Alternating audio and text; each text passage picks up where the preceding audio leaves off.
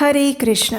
अगर व्यक्ति अपने आध्यात्मिक जीवन में प्रगति करना चाहता है तो उसे अपने व्यस्त जीवन से कुछ समय निकालकर भगवान श्री हरि की सुंदर कथाओं का श्रवण करना चाहिए और उसी से अपनी चेतना का मार्जन करना चाहिए। और इसी उद्देश्य के साथ हम आपके समक्ष वैदिक कथाओं का वर्णन करते हैं जो हमारे प्राचीन शास्त्रों से और ग्रंथों से ली गई हैं। इन कथाओं का श्रवण करने मात्र से हम अपने आध्यात्मिक जीवन में प्रगति कर सकते हैं। तो चलिए हमारे इसी शिव कथा महात्म्य श्रृंखला को आगे बढ़ाते हुए आज की कड़ी का आरंभ करते हैं। हमारी इस कथा श्रृंखला के पिछले अध्याय में हमने देखा कि दधीचि ऋषि ने देव कार्य की सिद्धि हेतु अपने शरीर का त्याग कर दिया। उनके शरीर से जो हड्डियां प्राप्त हुई उससे देवताओं ने अपने अस्त्र शस्त्र बनाए। अब देवताओं ने अपने अस्त्र शस्त्र का निर्माण करके युद्ध की तैयारी आरंभ की और उत्सुकता पूर्वक दैत्यों के सामने आकर खड़े हो गए।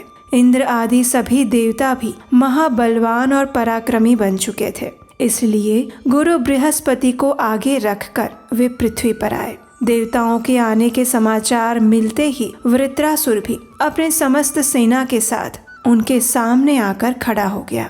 जब देवता और दानव एक दूसरे के सामने आए तो उन दोनों का एक दूसरे के प्रति दृष्टिपात अत्यंत अद्भुत था। उनके बीच का द्वेष भाव बढ़ चुका था। वे सभी एक दूसरे को मारने की इच्छा से अत्यंत क्रोधित होकर महान स्वरों में गर्जना कर रहे थे। उस युद्ध में संपूर्ण संसार अत्यंत भयभीत होकर मूर्छित हो गया, ऐसा लग रहा था। अब नमूची नामक दैत्य देवराज इंद्र से युद्ध करने के लिए आगे बढ़ा। नमूची को आते देखकर इंद्र ने भी तीव्रता से उस पर वज्र प्रहार किया, लेकिन वज्र के प्रहार से भी नमूची पर कोई असर नहीं हुई। तब इंद्र ने उस पर गदा से प्रहार किया, लेकिन वो गदा भी टूट गई। तब इंद्र ने उस पर भारी त्रिशूल से प्रहार किया, लेकिन नमूची के अंग को छूते ही वह त्रिशूल के भी सैकड़ों टुकड़े हो गए। इस प्रकार नमूची ने अनेक प्रकार के अस्त्र शस्त्रों से देवताओं पर आक्रमण किया, लेकिन इंद्र पर प्रहार नहीं किया। और उस समय इंद्र चुप रहकर चिंता में डूब गए। और इसी युद्ध के दौरान देवराज इंद्र को संबोधित करती हुई आकाशवाणी सुनाई दी, हे महेंद्र, ये दैत्य देवताओं के लिए महाभयंकर है। इसे मारने के लिए जल से निकला हुआ झाग ही एकमात्र शस्त्र है, इसीलिए उसके द्वारा इस असुर का शीघ्रता से संहार करो।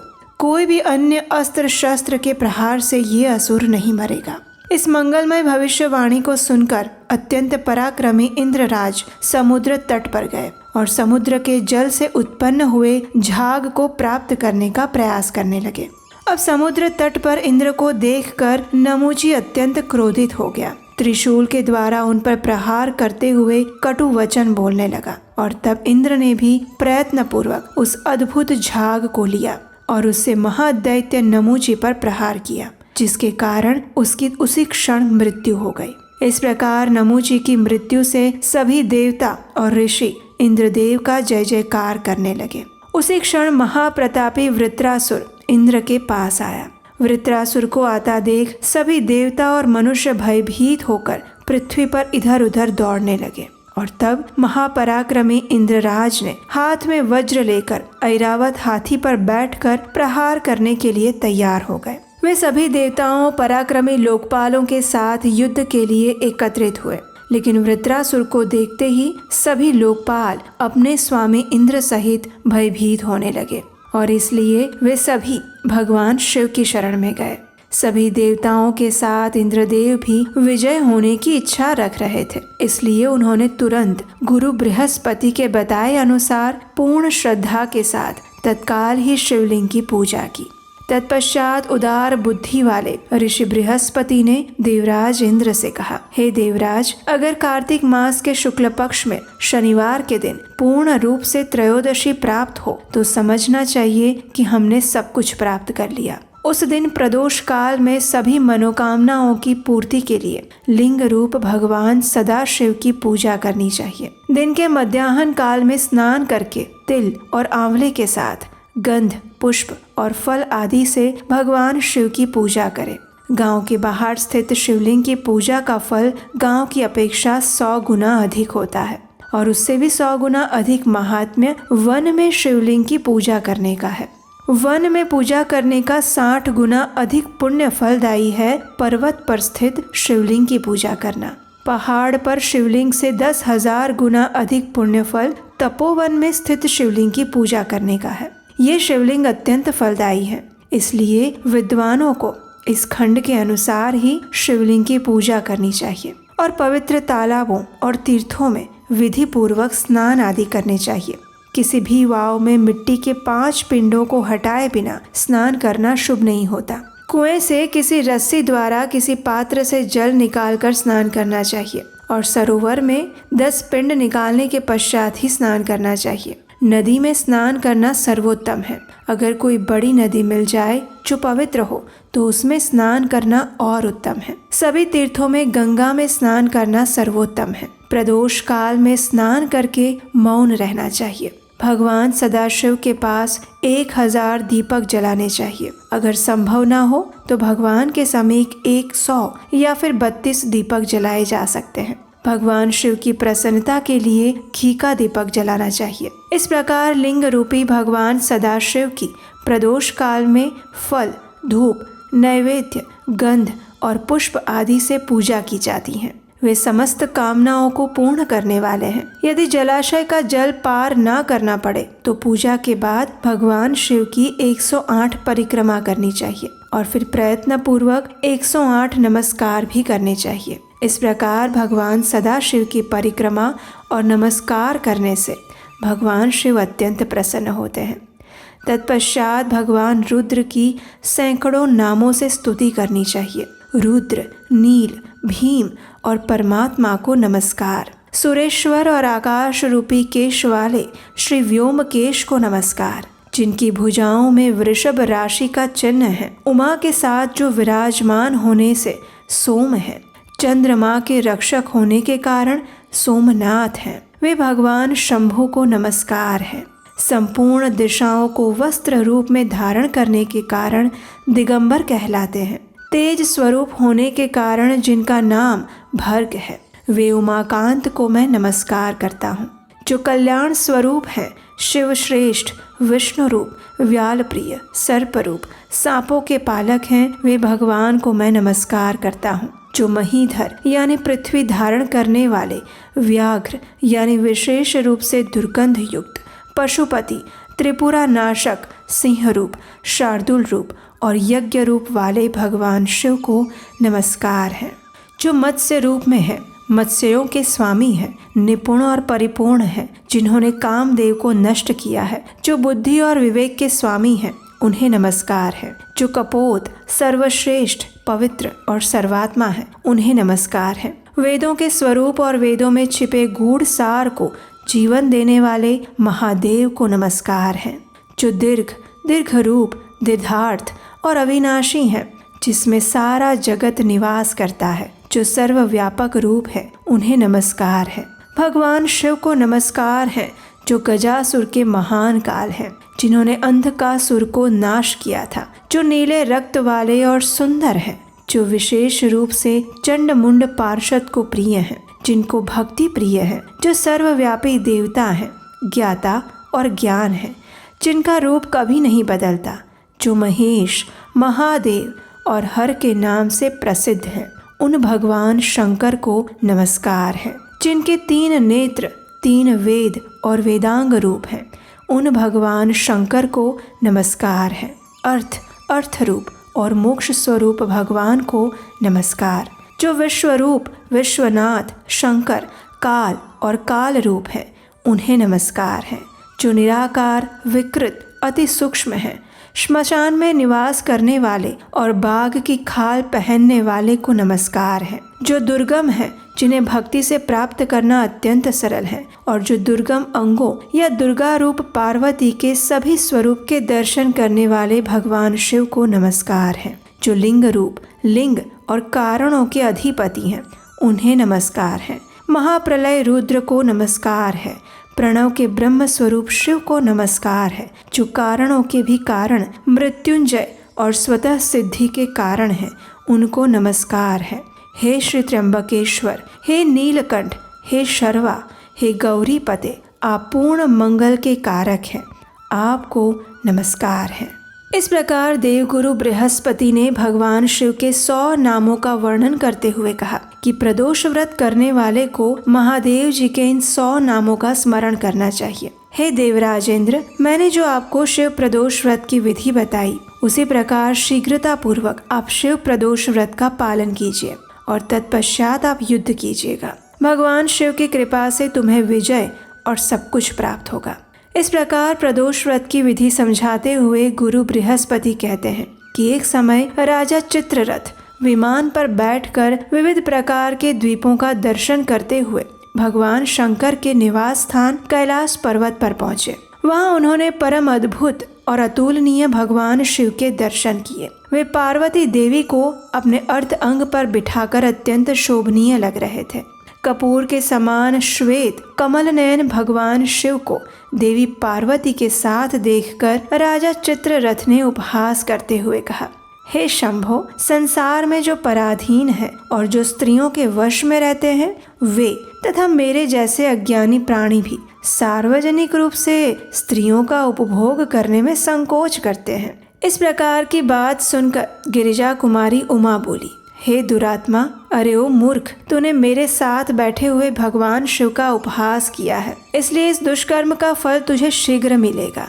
जो समदर्शी साधु मनुष्यों का उपहास करते हैं, चाहे वे देवता हों या मनुष्य, उसे सबसे नीच मानना चाहिए। इसलिए तुम देवताओं और मनुष्य दोनों की श्रेणी से बहिष्कृत हो चुके हो। अपने आप को एक महान ज्ञानी समझने वाले तुझ नीच को मैं दैत्य होने का श्राप देती हूँ। पार्वती देवी के इस प्रकार श्राप देने पर राजाओं में श्रेष्ठ चित्ररथ उसी क्षण स्वर्ग से नीचे गिर पड़े। अब वे असुर योनि में वृत्रासुर के नाम से जाने जाते हैं। विश्वकर्मा देव की कठोर तपस्या के कारण वृत्रासुर अब अजेय हो चुका है। अतः आपको प्रदोष काल में भगवान शंकर की विधि पूर्वक पूजा करके देवताओं का कार्य सिद्ध करने के लिए इस महादैत्य वृत्रासुर का वध करना चाहिए। गुरु बृहस्पति की ये बात सुनकर इंद्र ने कहा, हे भगवान, आपने प्रदोष काल व्रत की संपूर्ण विधि बताई, अब इस व्रत के उद्यापन की विधि भी कृपया बताइए। तब बृहस्पति ने कहा, यदि कार्तिक मास में शनिवार को पूर्ण रूप से त्रयोदशी होने पर ही व्रत की सिद्धि के लिए स्वीकार्य है और आज वो तिथि स्वतः ही प्राप्त हो रही है, इस दिन चांदी का वृषभ बनवाना चाहिए। उस वृषभ की पीठ पर एक सुंदर सिंहासन रखना चाहिए और उस सिंहासन पर उमाकांत भगवान शिव को स्थापित करना चाहिए। भगवान के 3 नेत्र, 5 मुख और 10 भुजाएं होनी चाहिए। उनके आधे शरीर पर सती साध्वी पार्वती का वास है और इस प्रकार उमा और महेश्वर की सोने की मूर्ति बनवानी चाहिए। उस प्रतिमा को वस्त्र से ढके हुए तांबे के पात्र में वृषभ की पीठ पर स्थापित करके श्रद्धा पूर्वक विधि विधान से रात्रि जागरण करना चाहिए। सर्वप्रथम प्रतिमा को अलग अलग मंत्र उच्चारण के साथ पंचामृत से स्नान करवाएं। इस प्रकार स्नान करने के बाद बुद्धिमान पुरुष को तांबे के अर्ध पात्र द्वारा मंत्र उच्चारण के साथ अर्घ्य, पाद्य, आसन, आचमन, यज्ञोपवीत, वस्त्र, चंदन, धूप, दीप इत्यादि प्रदान करने चाहिए। इसी प्रकार फल, दीप इत्यादि तथा नैवेद्य और तांबूल भी क्रमशः अर्पण करके विधिज्ञ पुरुष को भगवान शिव की पूजा करनी चाहिए। रात्रि में जागरण करना चाहिए। अपने घर या मंदिर में एक मंडप बनाकर उसे अद्भुत सामग्रियों से सजाना चाहिए। भगवान सदा शिव की पूजा गीत, वाद्य और नृत्य के माध्यम से पूजा अर्चना करनी चाहिए। इस प्रकार कहते हुए गुरु बृहस्पति ने देवराज इंद्र से कहा, हे इंद्र, प्रदोष व्रत के उद्यापन की ये संपूर्ण विधि है और इसे जानने वाले पुरुष को अपने संपूर्ण कार्यों की सिद्धि के लिए उसी प्रकार सब कुछ करना चाहिए। गुरु बृहस्पति के कहे अनुसार देवराज इंद्र ने प्रदोष व्रत का पालन किया और उसका उद्यापन किया। अब नमूची के वध के पश्चात सभी देवता हर्ष और उत्साह से पूर्ण हो चुके थे और फिर एक बार राक्षसों के साथ देवताओं का भयंकर युद्ध शुरू हुआ। देवताओं और दानवों का संहार करने वाले उस युद्ध में भयंकर एवं सीमा भेदन द्वंद्व होने लगा और उसी समय देवराज इंद्र भी पूर्वोक्त रीति से भगवान शिव की आराधना करने के बाद युद्ध भूमि में आ पहुँचे। उन्होंने देवताओं को साथ लेकर वृत्रासुर का पीछा किया। व्योमासुर ने यमराज और अग्निदेव के साथ युद्ध शुरू किया। वायुदेव के साथ धूम्र और अति कोपन नैरुत से युद्ध करने लगा। कुबेर के साथ कुष्मांड और ईश के साथ दूसर। इसके अलावा महाबली दैत्य भी देवताओं से युद्ध करने लगे। दानवों के पास गदा, पट्टिश, खड्ग, शक्ति, तोमर, सांग, रिष्टि इत्यादि अनेक प्रकार के अस्त्रों से प्रहार करने लगे और उसी प्रकार देवता उन्हें भी दधीचि की हड्डियों से बने अस्त्र शस्त्र द्वारा असुरों पर प्रहार करने लगे। देवताओं के प्रहार से दैत्य फिर से पराजित होने लगे और इस प्रकार दैत्यों को भयभीत होते देखकर वृत्रासुर उनको समझाते हुए कहने लगा, हे वीरों, युद्ध तो स्वर्ग का द्वार है, उसका कदापि त्याग नहीं करना चाहिए। जिनकी युद्ध में मृत्यु हुई है वे परम पद को प्राप्त करता है। विद्वान पुरुष तो युद्ध में ही मृत्यु की अभिलाषा करते हैं। जो युद्ध को छोड़कर भागता है वो अवश्य ही नरक में पड़ता है। महापापी मनुष्य भी अगर गाय, ब्राह्मण, सेवक, परिवार और स्त्री की रक्षा के लिए हाथ में अस्त्र लेकर युद्ध करता है और वो युद्ध में घायल अथवा मृत्यु प्राप्त करता है तो उसे अवश्य ही उत्तम लोक की प्राप्ति होती है। इसलिए आप सभी को अपने स्वामी के कार्य सिद्धि हेतु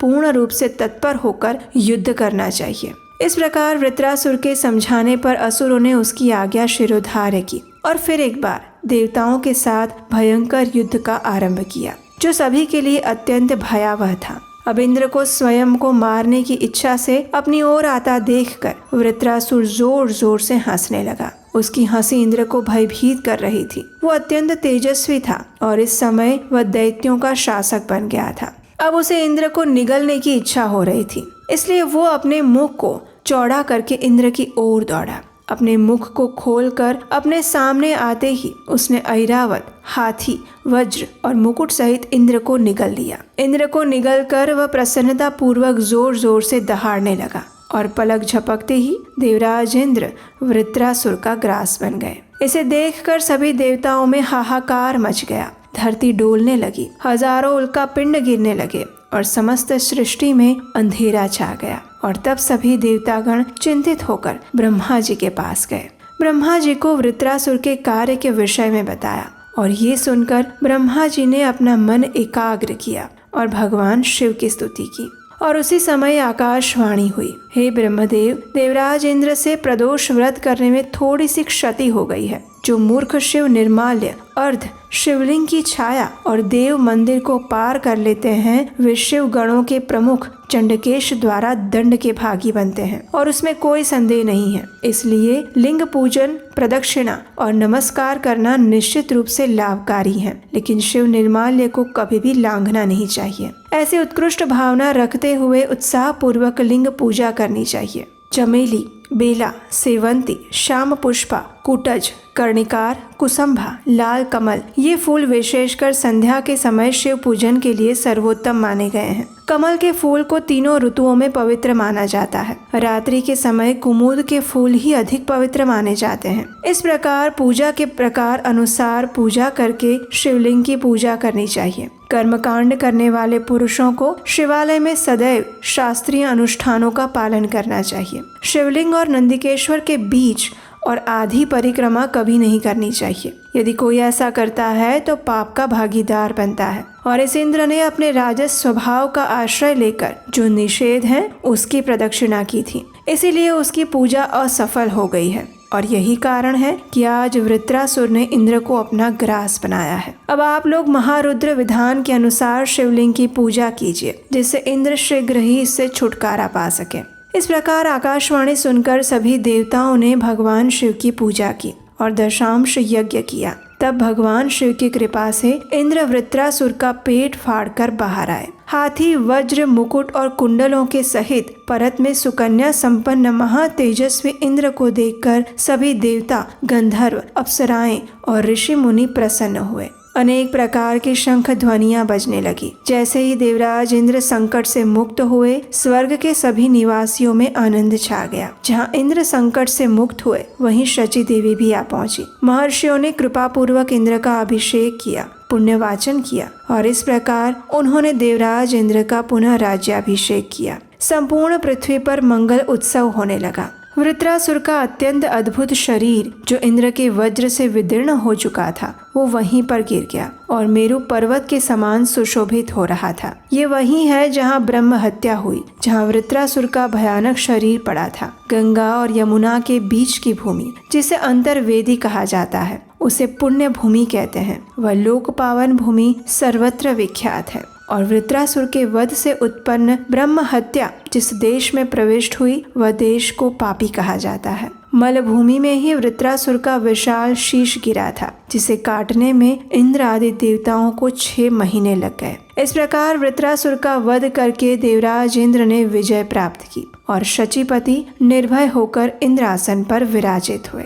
तो ये थी आज की हमारी कथा। इसी कथा को आगे बढ़ाएंगे हम अपनी आने वाली कड़ी में। उसे सुनने के लिए आपके अपने इस चैनल को सब्सक्राइब करके रख लीजिए, क्योंकि जैसा कि आप जानते हैं हम सिर्फ वैदिक शास्त्रों से और ग्रंथों से प्रमाणभूत कथाएं ही आपको सुना रहे हैं। उसका श्रवण करने मात्र से हमारे समस्त पाप नष्ट हो जाते हैं। अगर आज की कथा अच्छी लगी है तो इस वीडियो को लाइक कीजिए, अपने मित्रों और परिवारजनों को शेयर कीजिए और हमें कमेंट करके ये बताइए कि आपको ये कथा सुनना कैसा लग रहा है। तो चलिए इसी कथा श्रृंखला को आगे बढ़ाते हुए हम आपसे मिलेंगे बहुत जल्द। हरे कृष्णा।